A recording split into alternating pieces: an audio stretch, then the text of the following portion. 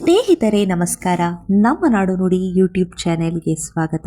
ಸ್ನೇಹಿತರೆ, ಭಗವದ್ಗೀತೆಯ 15ನೇ ಅಧ್ಯಾಯ ಪುರುಷೋತ್ತಮ ಯೋಗ. ಜಗತ್ತು ವೃಕ್ಷದ ಸ್ವಾಮ್ಯ. ಕ್ಷಣ ಕ್ಷಣಕ್ಕೂ ಬದಲಾಗುವ ಚಂಚಲವುಳ್ಳ ಸಂಸಾರವೆಂಬ ವೃಕ್ಷವೇ ಮೇಲ್ಪಟ್ಟಿರುವ ಸೃಷ್ಟಿಕರ್ತನ ಬ್ರಹ್ಮನೇ ಮೂಲವು ಅಂದರೆ ಬುಡವು. ಇದಕ್ಕಿಂತ ಕೆಳಮಟ್ಟದ್ದು ಪ್ರಪಂಚವು. ಇದರ ಕೊಂಬೆಗಳು ಅವ್ಯಯವು. ಅಂತೆಯೇ ವೃಕ್ಷವನ್ನು ರಕ್ಷಿಸುವ ಎಲೆಗಳು ವೇದ ಛಂದಸ್ಸುಗಳು. ಈ ವೇದಾದಿ ಛಂದಸ್ಸುಗಳು ಧರ್ಮವನ್ನು ಕಾಪಾಡಿ ಇಟ್ಟುಕೊಳ್ಳುವಂಥದ್ದು. ಒಂದು ವೃಕ್ಷದ ಎಲೆಗಳಂತಾದರೆ ರೆಂಬೆ ಕೊಂಬೆಗಳು ಹುಟ್ಟು ಸಾವುಗಳಿರುವ ಜೀವಿ ಪ್ರಪಂಚವು. ಅದನ್ನು ಸೃಷ್ಟಿದಾತನೇ ಮೂಲ ಬುಡವ ಬ್ರಹ್ಮನು. ಇದರಲ್ಲಿ ಪ್ರಪಂಚ ನಡೆಸಲು ವೇದಗಳೇ ಆಧಾರ ಎಂಬ ಅರ್ಥ. ಇದನ್ನು ಅರಿತವನೇ ವೇದವನ್ನು ತಿಳಿದ ಪಂಡಿತನು. ಜನನ ಮರಣ ರೂಪವಾದ ಸಂಸಾರ, ಬೇರೆ ಬೇರೆ ಪ್ರದೇಶಗಳಲ್ಲಿ ಹುಟ್ಟಿಕೊಳ್ಳುವ ಜೀವಿಗಳು ಕೆಳಭಾಗದ ಭೂಲೋಕದಲ್ಲಿಯೂ ಹಾಗೂ ಮೇಲ್ಭಾಗದ ದೇವಲೋಕದಲ್ಲಿಯೂ ಸಂಬಂಧ ಹೊಂದಿದೆ. ಇವುಗಳು ಪ್ರಕೃತಿ ಗುಣಗಳಾದ ಸತ್ವ, ರಜಸ್ಸು, ತಮೋಗುಣಗಳೆಂಬ ತ್ರಿಗುಣಗಳಿಂದ ಬಂದಿಗಳಾಗಿ ಪ್ರವರ್ಧಮಾನಗಳಾಗುತ್ತದೆ. ಸುಖ ದುಃಖಗಳೇ ಈ ವೃಕ್ಷದ ಚಿಗುರುಗಳು. ದೇವಲೋಕದ ದೃಷ್ಟಿಯಿಂದ ಈ ಮನುಷ್ಯ ಲೋಕದಲ್ಲಿ ಆಚರಿಸಲ್ಪಡುವ ಕರ್ಮದ ಫಲಗಳು ಪಾಪ ಪುಣ್ಯಗಳೆಂಬ ರೂಪದಿಂದ ಬಂಧಿಸಲ್ಪಟ್ಟು ಕರ್ಮಫಲ ಆಧಾರದ ಮೇಲೆ ಮತ್ತೆ ಹುಟ್ಟು ಸಾವು ಹೊಂದುವುದಕ್ಕೆ ಮೂಲ ಕಾರಣವಾಗಿದೆ. ಇಂತಹ ಸಂಸಾರದ ಸ್ವರೂಪ ಆಗಾಗ ಬದಲಾಗುತ್ತಿರುವುದರಿಂದ, ಅಂತೆಯೇ ಇದು ಅನಾದಿಯಾದುದರಿಂದ ಇದರ ಆರಂಭ ಮಧ್ಯ ಅಂತ್ಯ ಯಾರಿಗೂ ಗೊತ್ತಾಗುವುದಿಲ್ಲ. ದೃಢವಾಗಿ ಬೇರು ಬಿಟ್ಟಿರುವ ಈ ಸಂಸಾರವೆಂಬ ವೃಕ್ಷವನ್ನು, ಲೋಕಗಳ ಮೇಲಿನ ಅಭಿಮಾನವನ್ನು ಅನಾಸಕ್ತಿ ಅಭಿಮಾನ ರಹಿತ ಕತ್ತಿಯಿಂದ ಕತ್ತರಿಸಿ ಹಾಕಬೇಕು. ಅನಂತರ ಯಾವ ಸ್ಥಾನವನ್ನು ತಲುಪಿದ ಮೇಲೆ ಮತ್ತೆ ಹಿಂತಿರುಗಿ ಬರಲಾರರೋ ಅಂಥ ಸ್ಥಾನವನ್ನು ಹುಡುಕಿಕೊಳ್ಳಬೇಕು. ಅಂದರೆ ಈ ಸಂಸಾರ ಪ್ರವೃತ್ತಿ ಯಾರಿಂದ ಉದ್ಭವಿಸಿತೋ ಅಂತಹ ಆದಿಪುರುಷನನ್ನೇ ಸೇರುವ ದಾರಿಯನ್ನು ಹುಡುಕಬೇಕು. ಜೀವಾತ್ಮ ಹಾಗೂ ದೇಹದ ಸಂಬಂಧ. ನನ್ನ ಸನಾತನವಾದ ಅಂಶವು ಮನುಷ್ಯ ಲೋಕದಲ್ಲಿ ಜೀವವೆನಿಸಿಕೊಳ್ಳುತ್ತದೆ. ಆ ಜೀವನು ಪ್ರಕೃತಿಯಲ್ಲಿರುವ ಮನಸ್ಸು ಹಾಗೂ ಅದರ ಜೊತೆ 5 ಇಂದ್ರಿಯಗಳನ್ನು ಆಕರ್ಷಿಸುತ್ತದೆ.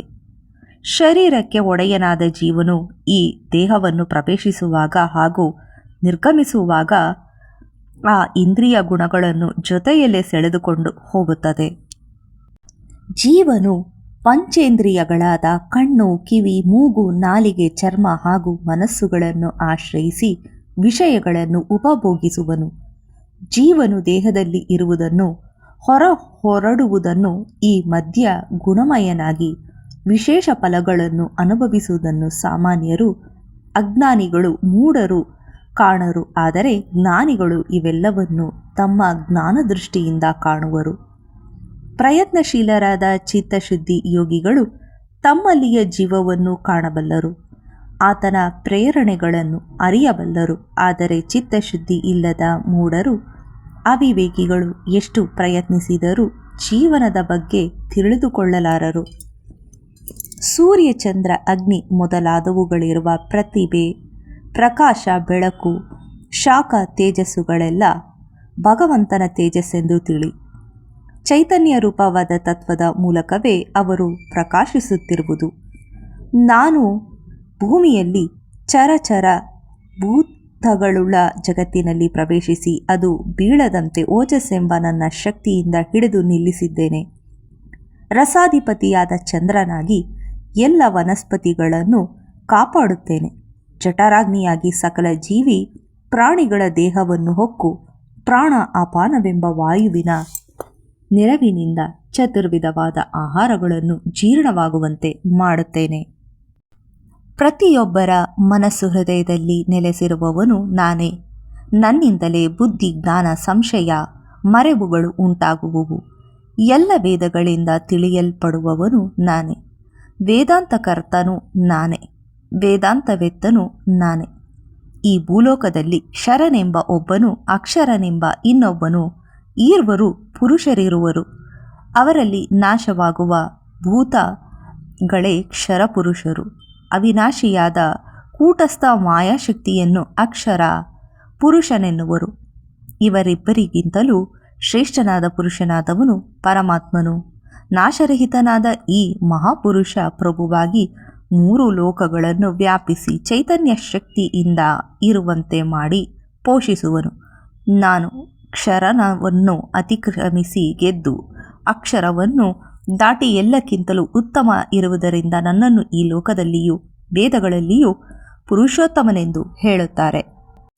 ಶ್ರೀಕೃಷ್ಣನು ಅರ್ಜುನನಿಗೆ ಪುರುಷೋತ್ತಮ ಯುಗದಲ್ಲಿ ಜಗತ್ತು ವೃಕ್ಷದ ಸ್ವಾಮಿಯ ಜೀವಾತ್ಮ ಹಾಗೂ ದೇಹದ ಸಂಬಂಧ ಪೃಥ್ವಿಯಲ್ಲಿ ಪುರುಷೋತ್ತಮನ ರೂಪ ವ್ಯಾಪ್ತಿಯ ವಿವರಣೆಯನ್ನು ನೀಡಿದ ಎಂಬಲ್ಲಿ ಭಗವದ್ಗೀತೆಯ 15ನೇ ಅಧ್ಯಾಯವು ಸಂಪೂರ್ಣ.